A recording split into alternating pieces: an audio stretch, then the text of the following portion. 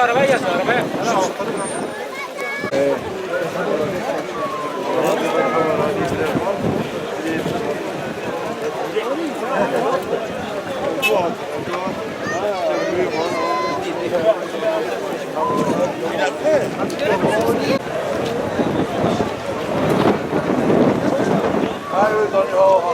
Babam geliyor ağaçtan. Bunu bekliyoruz burada ailece şu anda. Annem, kardeşlerim, kız kardeşlerim. İşte burada babamızı almaya geldik. Kaç bindiriyor ağaçlar? 45 gündür. Nasıl bir duygu? Çok mutlu bir duygu. Çok güzel. Güzel yerden geliyor. Onu görmek, öpmek, koklamak bize mutluluk verecek.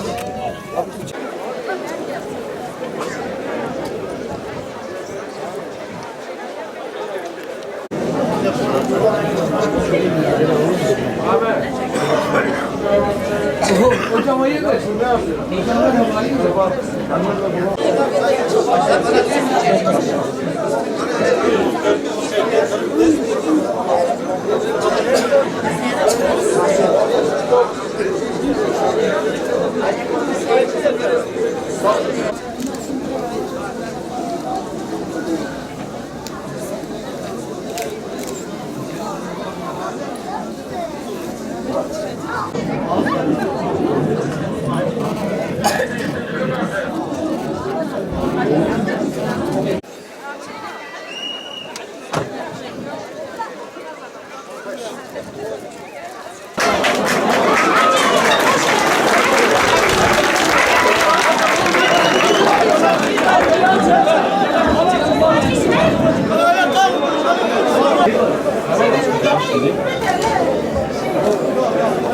Neneme o çekemiyor. Ya abi bir acıya yol verin abi. Kenarda selamlaşın.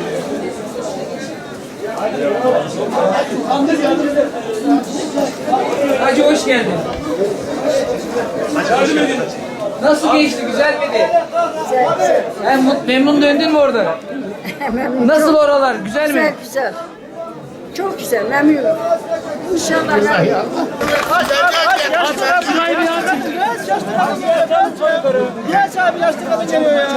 Hele bunu bir açalım. Hadi Allah kabul etsin. Hadi Allah kavuştursun.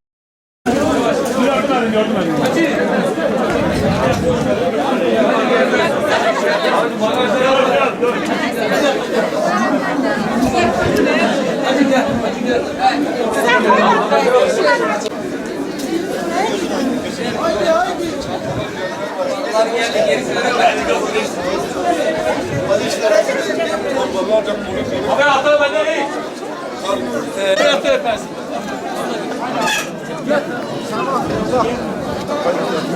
Hadi hadi kaybedeceğiz. Eyvallah sen çağırın. Geçin dışarıya. Dışarıya.